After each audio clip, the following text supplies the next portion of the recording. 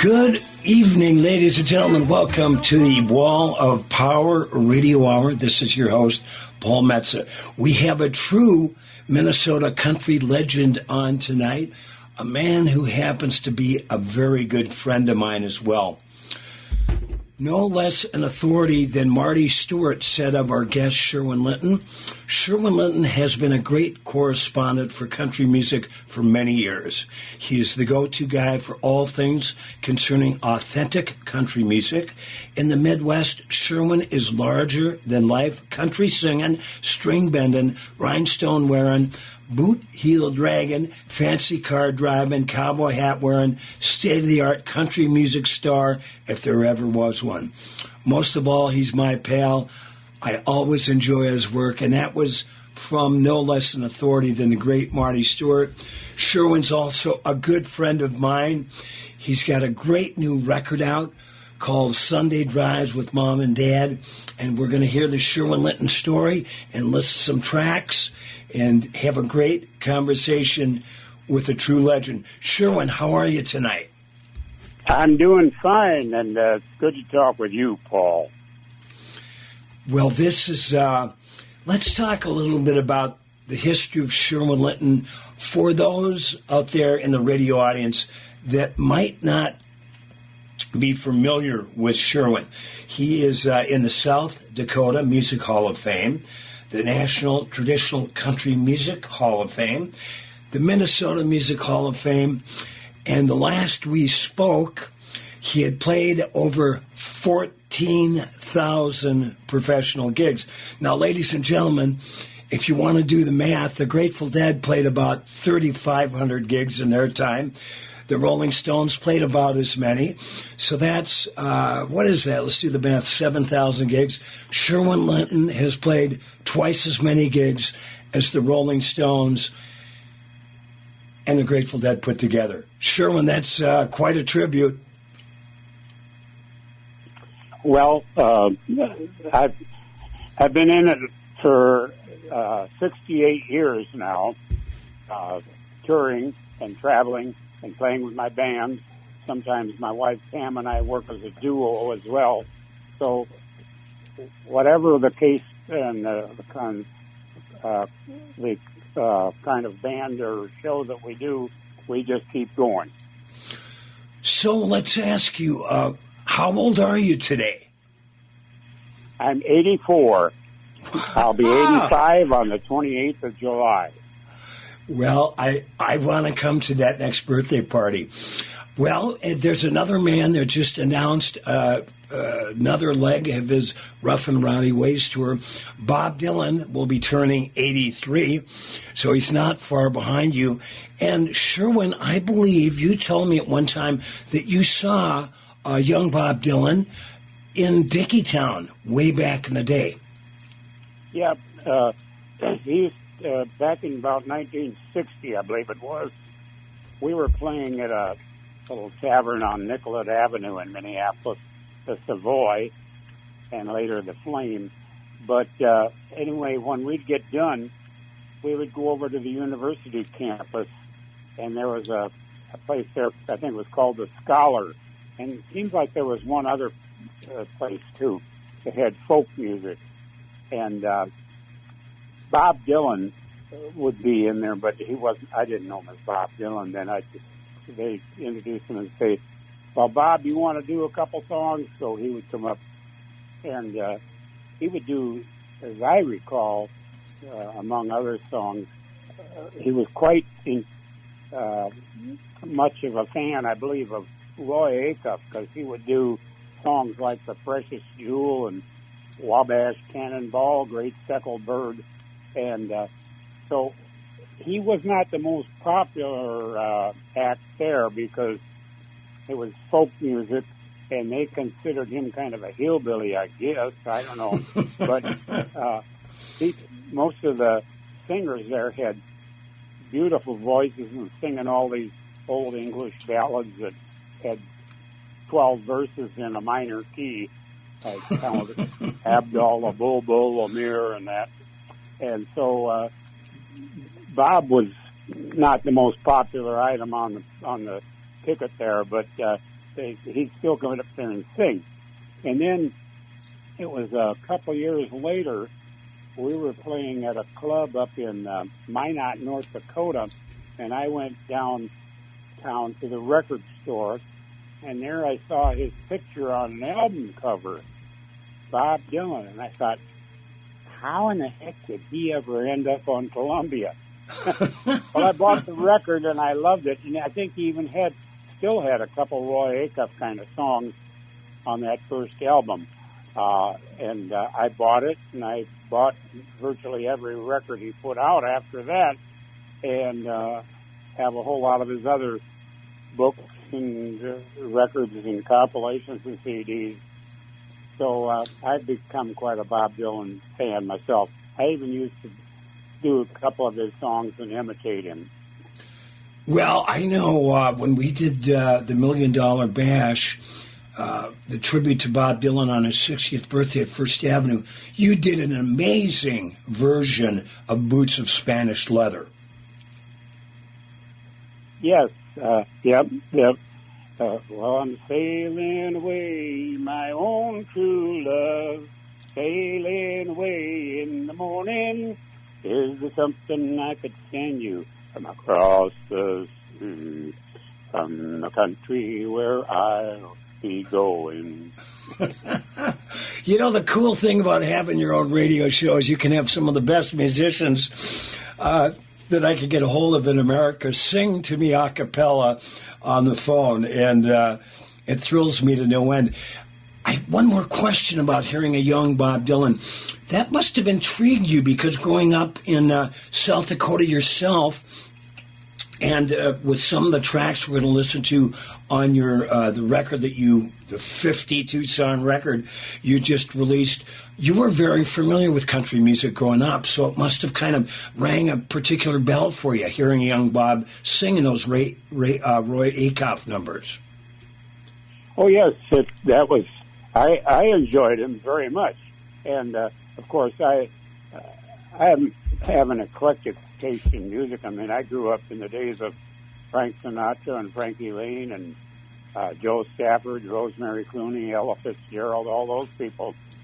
So I listened to all of that, and I listened to the rhythm and blues and rock and roll, and I lived in South Dakota, so I could pick up quite a few stations from southern states and towns that probably didn't boom into the Minnesota area quite as much.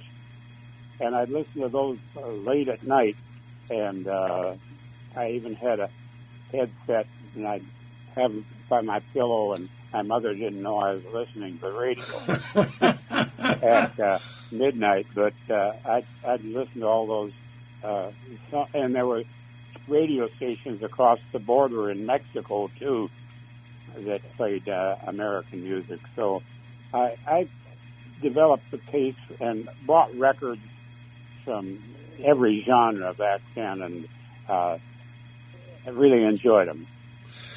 When did you get your first guitar? When I was about 10 years old. We lived in a little town at that time, Hazel, South Dakota. My dad was a section foreman on the Great Northern Railroad, and we lived in a lot of small towns out there, as he would take care of a section of the track along with his crew. And one of the people that worked on the crew with my dad, his name was Kenny Asher, he and a friend used to sing at his parents' cafe in the evening sometimes, and I wanted to learn how to play and sing like him. And so I asked my dad if he would ask Kenny to teach me to play the guitar, and Kenny agreed to do that.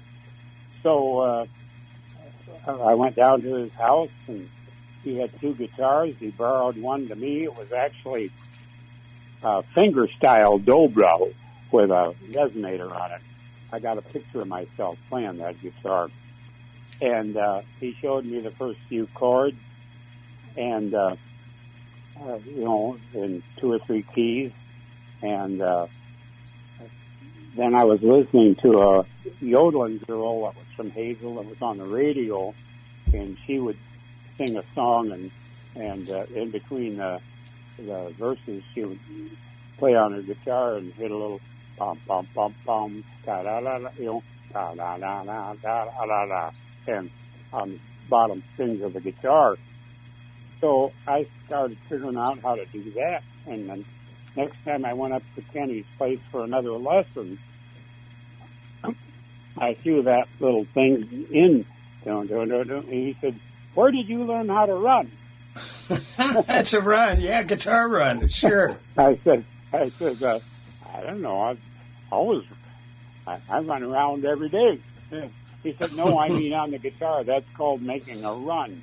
I said, "Oh, well." So he said, "Well, you know more than I do, so you don't have to take lessons here anymore." So what year was that? That would have been about 1949 or about 1950. So you were just kind of literally primed and ready to go when early rock and roll hit. Oh, yeah, but by the time, a couple years later, we moved into Watertown, which is in South Dakota, a big town, probably 15,000. But anyway, then I found some other musicians and started a little band, and we called it Sherwin, Linton, and the Rocketeers. And I got a radio show featuring my band, and then I did some announcing as well, and being a disc jockey part-time there. So we played live music and played some records, and I had my own radio show.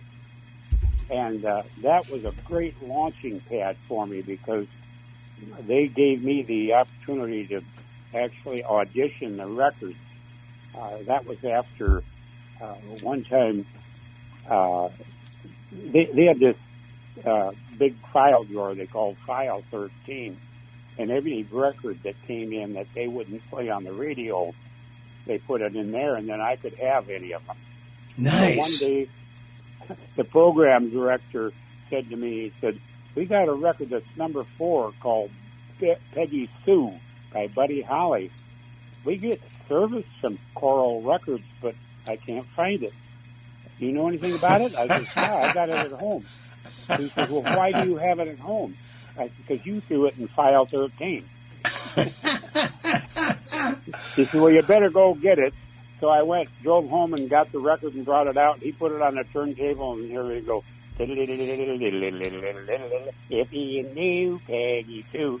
And he looks at me and he says, "That is number 4? He said, because he was a little generation before, you know. And, sure.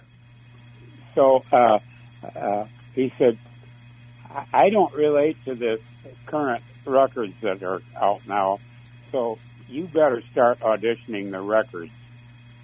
And so then I became the record librarian and also accessibility to Billboard magazines and talk to some of the record companies when they would call.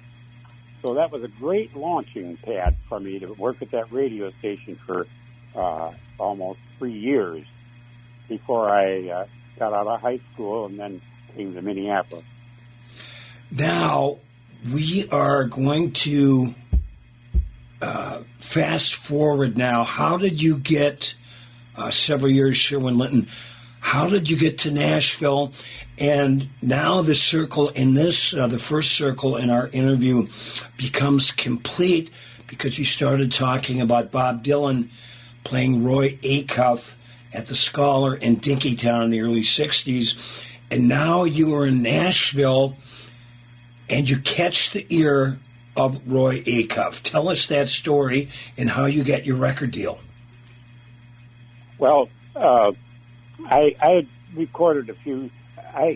When I got to Minneapolis, I started a group called the Fender Benders, and we were playing 6 nights a week in bars and supper clubs at that time. you could play the same place for months at a time, 6 nights a week.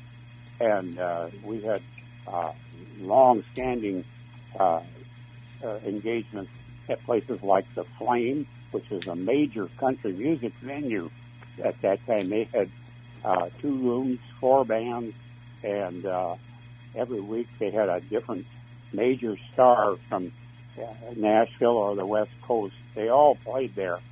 And so I got to know these people, and some of them invited me to come to Nashville. Tom Paul and the Glazier Brothers were very impressed with what I did. So in 1966, I went to Nashville and recorded a session. John Hartford played on it and gave me a couple of his songs.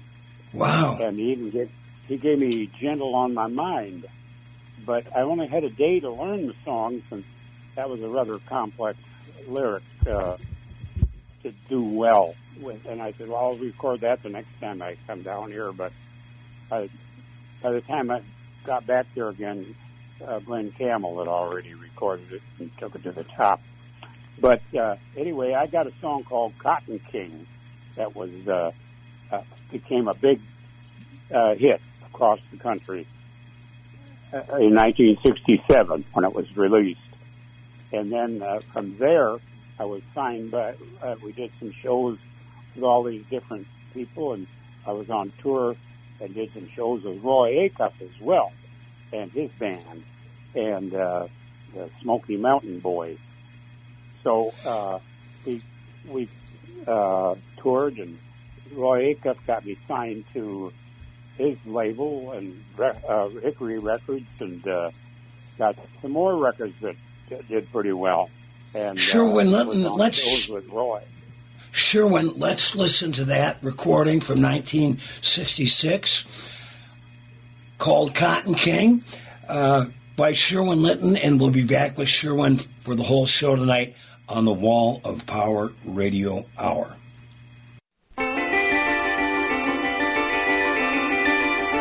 They call me lucky little rich boy, got everything. He's the son of a cotton king. In a mansion down in Georgia, late one Sunday morn, my papa started passing out 4-bit cigars, 'cause I had just been born. From that day on he started giving me everything. The neighbors used to laugh and call me Silver Spoon. Papa was a cotton king. Papa was a cotton king. They call me lucky little rich boy, got everything. He's the son of a cotton king. Well, he grew all the cotton in the county. He had all the money too. I used to sleep on big silk sheets and I wore patent leather shoes. But some of my friends were poor folks and didn't have a thing. Sometimes it made me feel kind of bad. Papa was a cotton king. Papa was a cotton king. They call me lucky little rich boy, got everything. He's the son of a cotton king. Now I recall the bad years. Cotton wouldn't grow at all. Papa had to sell everything he had. Then Papa passed away that fall. Now Mama and me, we got a little place, and we don't need a thing.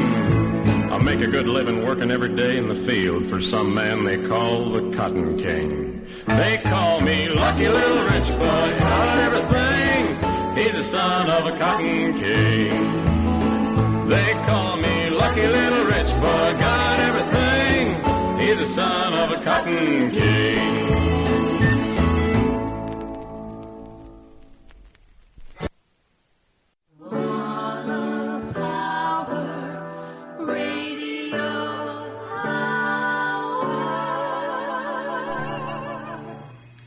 Welcome back to the second set of the Wall and Power Radio Hour. In the year 2024, so happy to have my good buddy Sherwin Linton on. I met Sherwin in about year 2000. I was doing Tuesday nights at Bunker's Bar with Paul Metsa and the Naughty Pines, spelled Naughty, and I shared a bass player, a fella named Steve Murray, who was playing with Sherwin Linton. And I had heard Sherwin's name for years, but because both of us played so much, we never got a chance to hear each other. So I asked Steve if he'd invite Sherwin down to the gig. Sherwin showed up one night. We invited him on stage, and I'll never forget, Sherwin, you blew the roof off with your version of Roy Brown's Good Rockin' Tonight, and you and I have been friends ever since. Well, I heard the news, there's good rockin' tonight. Yeah, I heard the news, there's good rockin' tonight. Gonna hold my baby as tight as I can. Tonight she'll know I'm a mighty, mighty man. I heard the news, there's good rockin' tonight. Congratulations. Buy that man a drink. Sherwin, I got to ask you before we get done talking about this great new record of yours. You told me a great story about doing a show with Roy Acuff, and he walked into the dressing room while your band was changing, and at the time, I believe this is sometime in the late 60s, your bass player was wearing a pair of kind of psychedelic underwear. Do you remember that story? The paisley briefs? Oh, yeah. Tell that story. We did several shows with Roy Acuff, and ironically, just to add a little bit of interesting bit here, Roy wanted to open the show and then have us follow him, and I couldn't quite figure that out. But then I later did figure it out because he had his band. He was the draw. He was the star. It wasn't me. But anyway, so the audience was primarily there to see Roy Acuff, and his band was all acoustic except for one guitar player that played through a small amp. But other than that, he had Dobro and Howdy Forrester on fiddle, and Roy played fiddle, and so it was all acoustic, and that's what his audience wanted to hear. And if we'd have been opening for him, we were doing contemporary country of that time, which would have included everything from Johnny Cash to Waylon Jennings and that kind of material. So that would have been pretty rocking, with a licensed instrument. And it probably wouldn't have set as well with his audience that was there to see him. So he wanted to open the show, and that's why I think he did that, because he knew that if we went on first, that his audience wouldn't really be so much in tune with what we were doing. So anyway, one night when we were backstage prior to the show or getting dressed, my bass player was dressing, and Roy looked over at him, and my bass player had been down to Kiefer's in Minneapolis, and where we bought our stage clothes and stuff, and it was a very showy fashion place, Kiefer's. And anyway, he had on some underwear that were kind of a pink paisley colored fabric, very, very fancy fabric, and jockey shorts. And so Roy looked over at him and he said, "Is that men's underwear you're wearing?" Del says, "Yeah." "Really? Men's underwear? Really? Yep, that's men's underwear. I bought them in a men's shop." "Wow. Men's underwear. I'll have to give you some of those." I'm sure he never did. I knew his wife, Mildred. They were conservative people. He would have never bought or worn those, but he went with the normal BBDs. That's a great story. Sherwin, talk a little bit about for the people that haven't heard you, and there's a few of them out there, about some of the great musicians and artists you performed with over the years. You do a Johnny Cash tribute that's considered one of the best Johnny Cash tributes in the country. So talk about playing with Johnny and some of the other great performers you've appeared on stage with. Okay, well, we recorded in 1971, August 9th, 1971, a tribute to Johnny Cash. I had been doing it for several years, and the governor of South Dakota, Richard Knipe, was a big fan of mine, and he said, Sherwin, you should record that tribute to Johnny that you do. And I said, well, yeah, I've had a lot of people ask me to do it. He says, you should record it in a prison.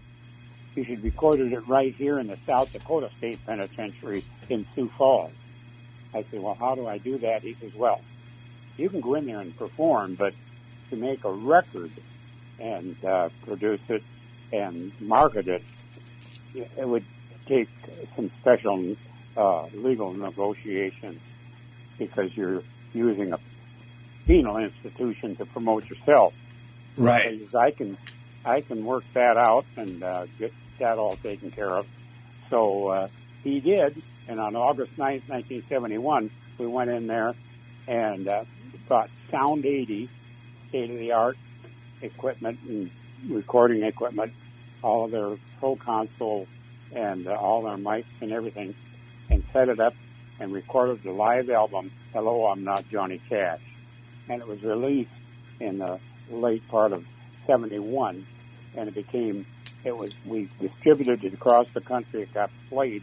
FM stations loved it because they could put the record on, and it just went straight through, Sure. Flip it over, and they hear the other side. And so that way, they didn't even have to stop in between because FM stations at the time kind of liked that plan. So we got a lot of play both on FM and AM stations across the country. The record sold and became a bestseller. Hello, I'm Not Johnny Cash. Johnny liked it real well, had me on his show several times. One time he introduced me on his show and said, nobody sings my song better than Sherwin Linton. And that was quite an endorsement. So we continued to do our tribute to Johnny Cash on live shows. But I still do a lot of other kinds of music and songs as well. But anyway, that was a great kickoff to that part of my career, doing the Johnny Cash tribute. And Johnny gave you Sherwin, didn't Johnny give you a pair of his boots one time? Yeah, I think it was 1976. He was at the South Dakota State Fair where we play every year, and I was actually in the front of the grandstand watching him, and he saw me up there and he said, Sherwin, come on up on stage here. And he said, these boots of mine are a little tight. So he took his boots off and gave them to me and said, try them on, Sherwin. So I did. And he said, how do they fit? I said, well, I could never fill your shoes, Johnny. Oh, yes, you can. So then after the show, he sang in his stocking feet the rest of the show. I don't know how he did that, but anyway, can you imagine that? Johnny Cash on stage singing in his stocking feet. But anyway, then he signed the boots, and I still have them. Oh, well, my birthday's November 1st. Sherwin, mark that down on your calendar. I wear a size 10, just to put the thought in your mind. We're going to listen. We've got Sherwin Linton on for the whole show tonight. He's got so much history to talk about. We forgot that we had him on to talk about his new record, Sunday Drives with Mom and Dad. We're going to play a little spoken word intro and then a little bit of the song Isles of Capri by Sherwin, and come back with Sherwin in the last set to talk about this great new record on the Wall of Power Radio Hour.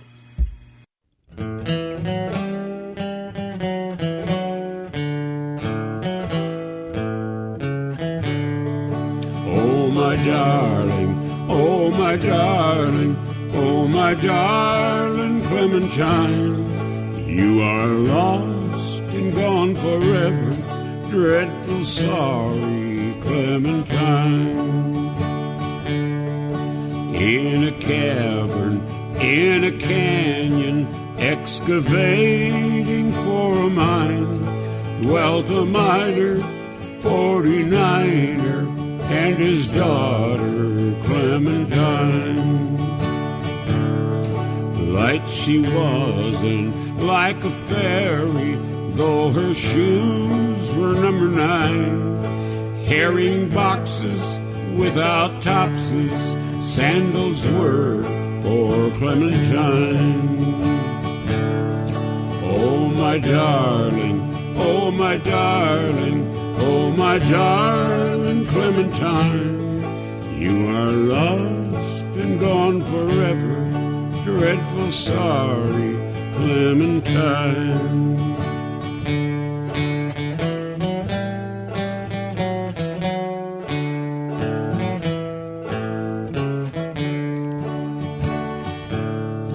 Drove she ducklings to the water every morning just at 9, hit her foot against a splinter, fell into the foaming brine.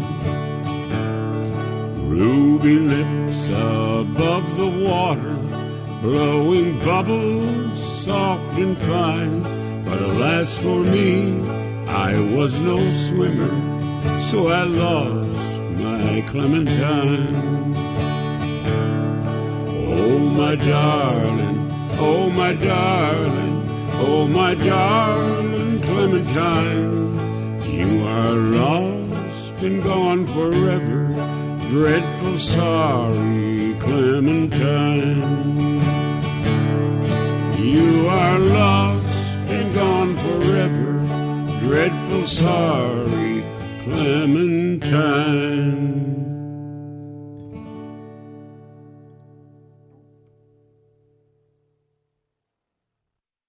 All right, I'm coming to you in 5, 4, 3, 2, 1.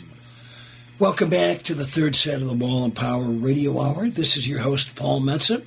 Ending that last set, we had a little bit of the Isle of Capri, an old song, sung and performed by my guest, Sherwin Linton. Sherwin, this new record is really near and dear to my heart because I grew up listening to my grandpa sing these a lot of the old songs that is on your record, and my mother sang some of them as well.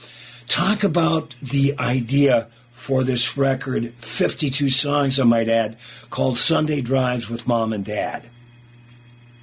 Well, it was about a year and a half ago, my steel player, Kenny Wilson, and his wife came to see me do an afternoon or a morning show or a couple songs in a church.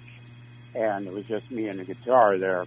And Kenny said, you know, I've sat beside you and played steel for you for 15 years, but this is the first time I've actually sat out and listened to you. And I love the way it sounds with just you and your guitar. I have a studio, and I'd like to produce a CD for you with just you and your guitar and maybe a couple other instruments. Have you got a theme? I said, yes, I do. I thought about it for years. I'd like to record some of the songs my mom and dad used to sing, especially my dad. They'd sing around home, and then on Sunday afternoons, they'd drive to visit friends and relatives down the gravel road in South Dakota. And my dad would sing. And I learned a whole lot of songs from him. I'd like to record some. So Kenny said, well, make a list. So I made a list of about 60 songs I remembered my parents singing. And we cut it down to 43, and began going in his studio every week or two and doing 2 or 3 of them. And earlier in March of 2023, we completed the CD and put it together in a real nice package with a lot of pictures, and a picture of me and my mom and me and my dad standing beside the 1936 Plymouth that they had, and very beautiful, just loving pictures of me with them. And we called the CD Sunday Drives with Mom and Dad. And we actually released this, and we got a first-round Grammy nomination for Best Folk Album of the year 2023. We didn't win, but nevertheless, we did get nominated. Well, so, we've got all these songs, and I just love them. They bring, in recording them, I get a tear in my eye myself sometimes singing and reflecting back to the memories of my mom and dad as they would, especially my dad, as he would sing these songs. Were your mom and dad, were they around long enough to see the success you had, especially when Cotton King came out in '66 and after that? Yes, actually, my dad passed away in the June of 1967, but Cotton King was released in May. He had a little portable phonograph in his office at his where he was on the railroad, and when I opened that phonograph, my record of Cotton King was on the turntable, and so he almost kind of thought it was about him in a way, or reflected to him, and and my mom, of course, who lived well into 1991. Was a big fan of mine. She would come to my shows everywhere we were. But my dad actually would get on the railroad. One time he took a trip out to Billings, Montana when I was playing there, and he came to Spokane, Washington in '67 or '66 when I was playing there. And he thought nothing, because he had a pass. He could ride on the railroad. And so both mom and dad were big fans of mine and supporters. Well, it's the record, the songs, the stories. It brings back such a simpler time in America. I love the fact that it would bring a tear to your eye when you were playing those songs. Sherwin, you can, I believe, get the record at via SherwinLinton.com, correct? Yes. Yeah, SherwinLinton.com. And you can look us up on the internet, and if you'd like, anybody'd like to order this new CD, 43 songs. It's pretty interesting. It's got a lot of classic songs from the 19th century and early 20th century, and even one that goes back to the 18th century, I believe. I can't think of which one it is now, but anyway. Billy Boy, written in 1791. Remember that song? Where have you been, Billy Boy, Billy Boy? So a lot of old songs, and songs that Mom and Dad used to sing. So, and some sentimental ones, some very beautiful songs, some Stephen Foster songs, and also some very humorous and novelty songs like My Long, Skinny, Lanky Sarah Jane. Sherwin, I applaud your love and your knowledge of American music. You and I have spoken dozens of times over the years, and like you said at the beginning of the show, you not only know your country music and your folk music and your Bob Dylan, but you're a big jazz and blues fan, and I really commend you for this record, and of course for all your work over the years. People have a hard time believing, but I asked you once, and I think you told me over the years you have played and memorized over 5,000 songs. Yeah, and I still actually, I have an excellent memory of lyrics, so I know the lyrics to a lot of songs, and a lot of them, and I enjoy singing them, and songs that a lot of people never heard of when you got by. But, you know, when you think about it, I've been in music 68 years now. If you're in music for 50 years, and if you're a professional, and that's how you make your living, you should be learning about 100 songs a year. And 100 songs a year for 50 years would be 5,000. Well, you've done your homework, Mr. Linton. Sherwin, it was such a pleasure having you tonight. I hope to see you in person soon. Give my best to your lovely wife, Pam. We're going to go out on the Wall of Power Radio Hour with a cut from the Sherwin Linton new record called Sunday Drives with Mom and Dad, a song my mom used to sing to me, My Darling Clementine. Sherwin, thanks so much. Have a beautiful weekend, and I hope to see you soon. Thank you very much, Paul. My darling Clementine. Love it. Talk to you soon. Bye-bye.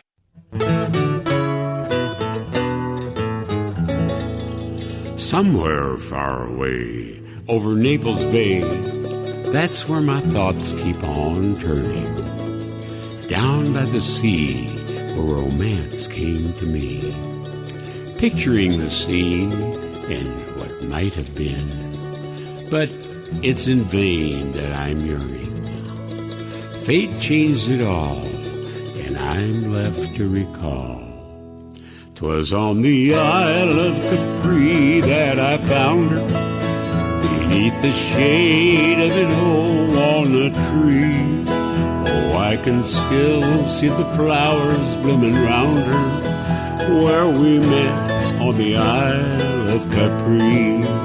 She was as sweet as the rose at the dawning, but somehow fate hadn't meant her for. Thanks for listening to the Wall of Power Radio Hour. The show was produced by Paul Metsa, engineered by Patrick Willia. We'd like to thank our guest for a most enjoyable hour, Mr. Sherwin Linton. Follow him at sherwinlinton.com.